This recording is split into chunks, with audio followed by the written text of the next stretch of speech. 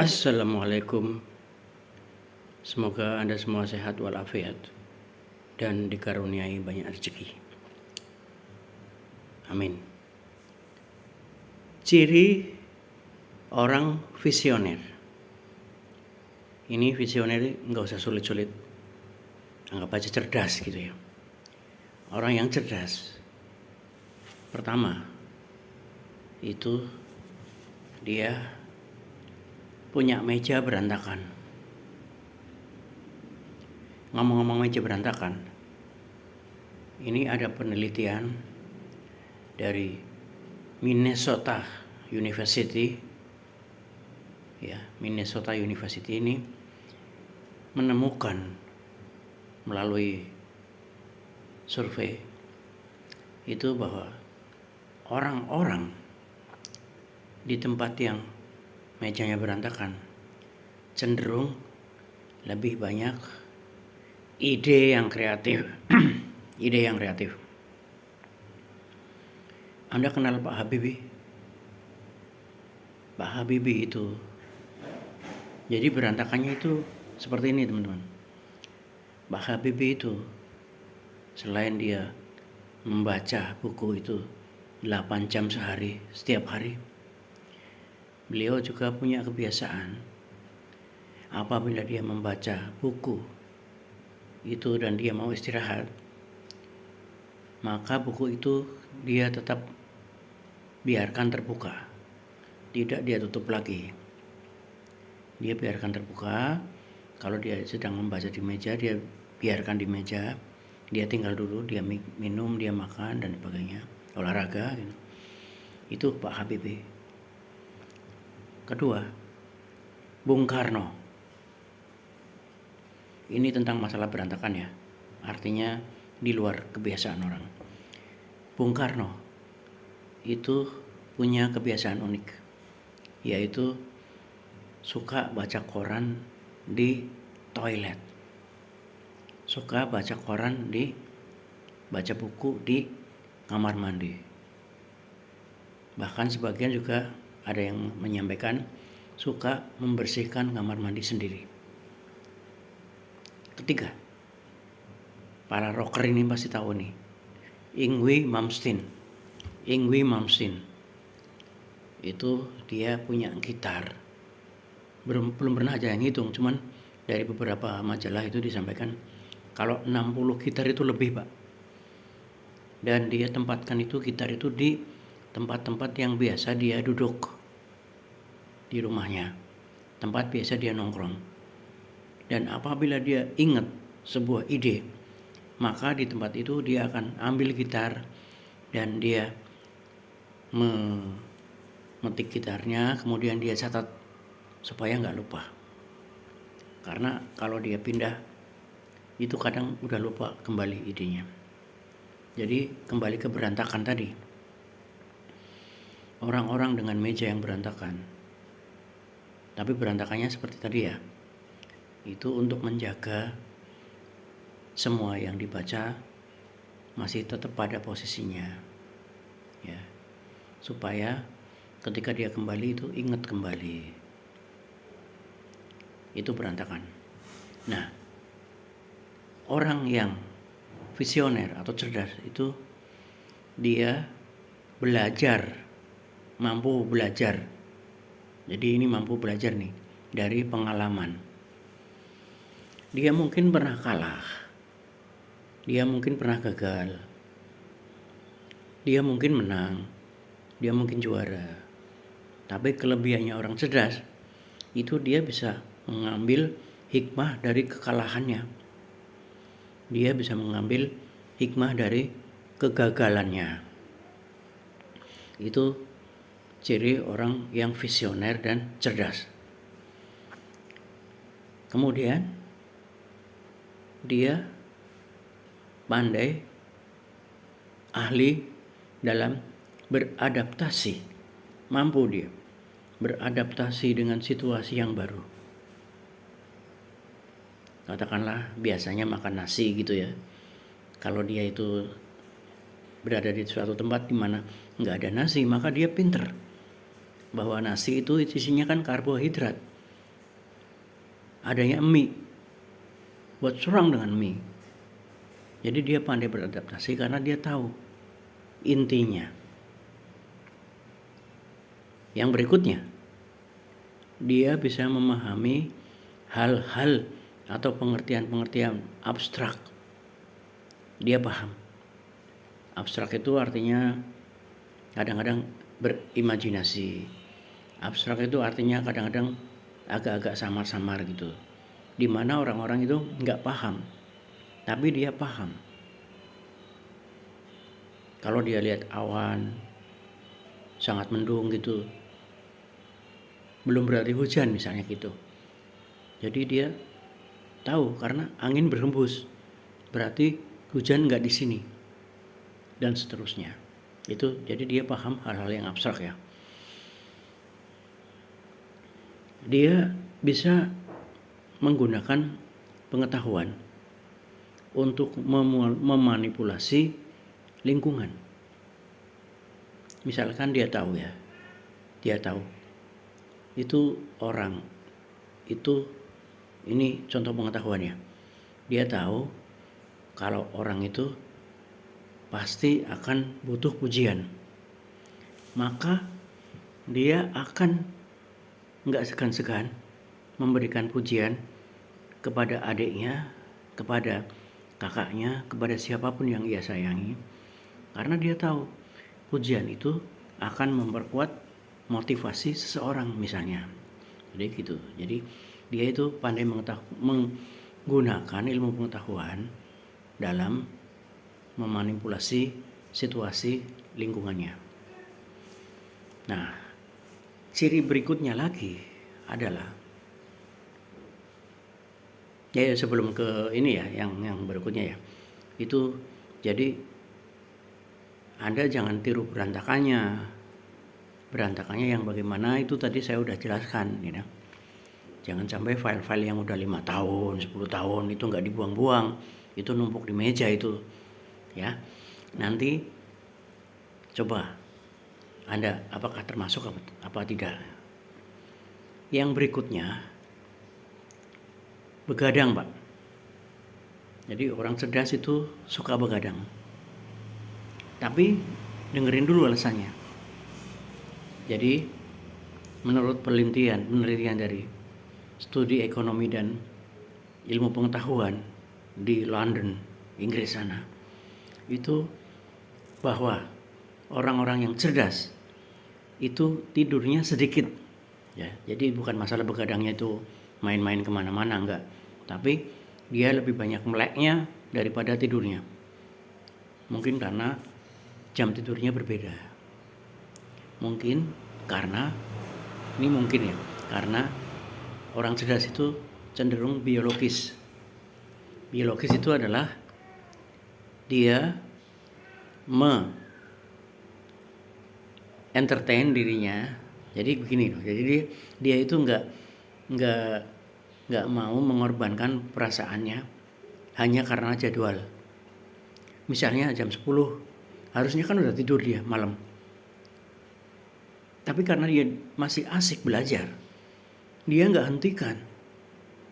Dia tidak akan mengorbankan apa yang dia baca, karena yang dibaca itu kan tanggung, belum selesai. Mending selesaikan dulu bacaan bukunya, baru dia tidur. Jadi dia suka begadang, itu maksudnya begitu. Nah, kedua, kenapa suka begadang? Itu jadi orang cerdas itu lebih senang sepi tanpa gangguan. Jadi dia kalau di keramaian itu kan banyak terganggu. Suara ambulan, suara orang ramai gitu. Tapi dia ingin di tempat sepi dan di malam hari terutama ya. Itu kenapa dia begadang? Itu kan waktu di mana orang-orang itu nggak ramai. Jadi dia sendirian. Itu yang dimaksud suka begadang. Jadi orang cerdas itu suka begadang. Berikutnya, mohon maaf, dia kadang, tapi nggak setiap hari ya. Kadang dia mencaci maki. kadang dia mencaci maki. Namun dia ini pinter memilih kapan dia mencaci maki, kapan tidak. Bullshit gitu. Tapi itu mengungkapkan bahwa dia itu pandai mengatur kapan dia mencaci maki, kapan tidak. Itu caci maki. Berikutnya, nih, suka mandi air dingin, Pak. Suka mandi air dingin. Jadi segar, mendinginkan otak. Kadang dia suka berenang, jadi fresh, badannya itu kena air dingin semua. Itu suka air dingin. Nah, sayangnya ini yang berikutnya nih. Orang cerdas itu kadang kalau makan itu kecap-kecap, itu kalau ngunyah itu kecap-kecap.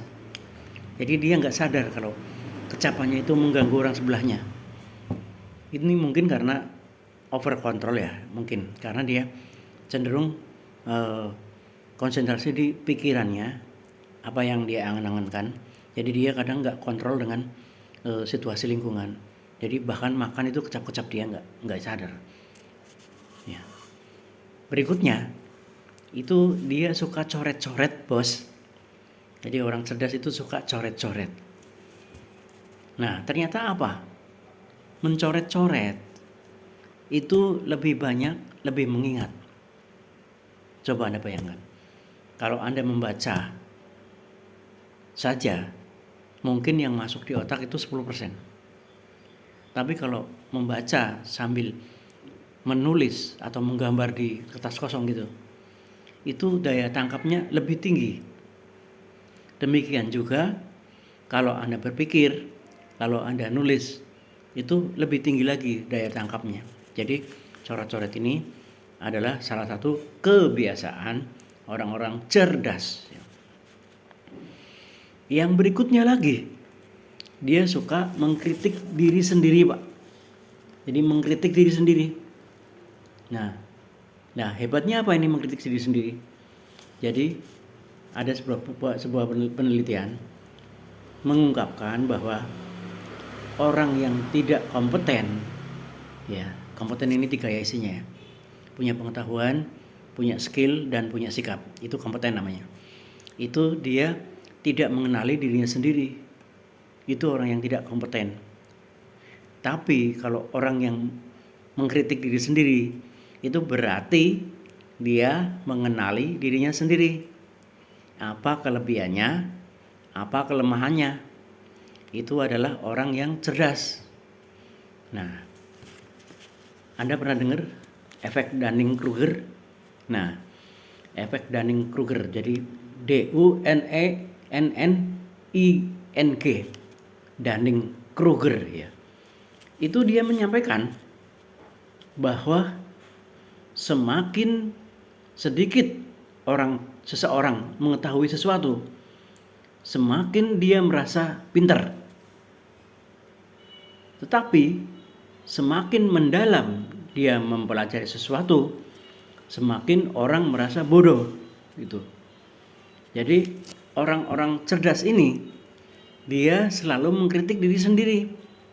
Semakin dia tahu, misalnya bumi adalah bulat, itu semakin dia penasaran, sehingga dia membaca dan mempelajari lagi tentang bumi itu bulat. Sehingga orang bilang, semakin kamu belajar, semakin kamu merasa bodoh. Itu yang dimaksud ini. Jadi orang cerdas, semakin cerdas, dia semakin merasa bodoh. Nanti Anda cek di Dunning-Kruger ya, nanti lihat. Itu enak, menarik tuh. Nah, berikutnya lagi, orang cerdas itu suka melamun. Ya. Dia suka melamun. Jadi jangan Anda anggap melamun itu jelek ya.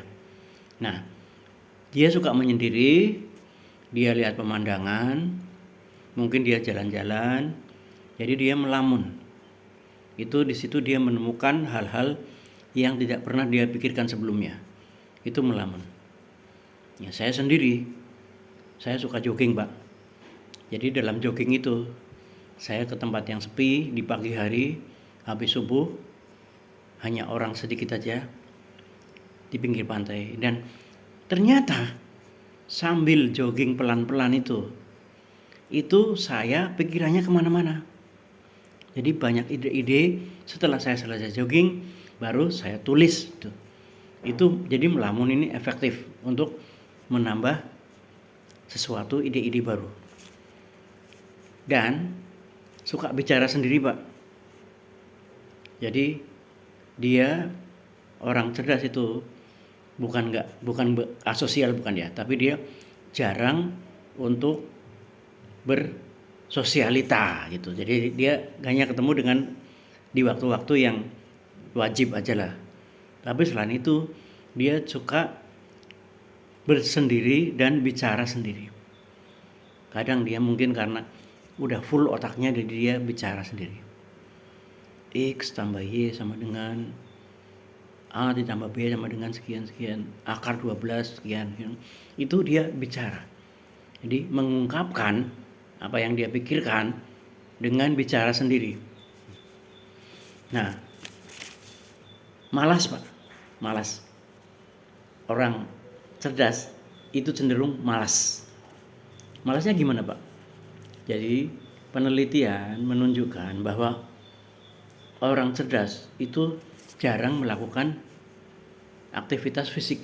Jadi kalau nggak perlu jalan, dia nggak jalan.